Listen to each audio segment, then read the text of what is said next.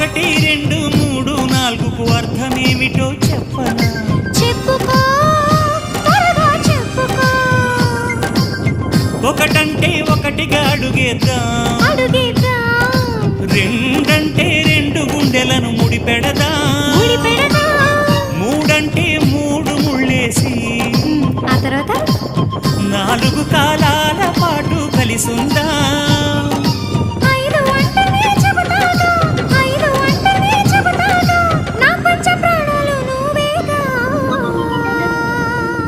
అమ్మావు ఇల్లు ఈగ చదివానాడు, ప్రేమ వలపు మనసు మమత చదివాయినాడు.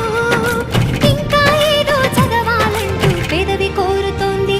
భలేగా కొత్త చదువు చదువు, ఇలా నా ముద్దు కవిత చదువు, చెలి మురిపాల కథలు చదువు.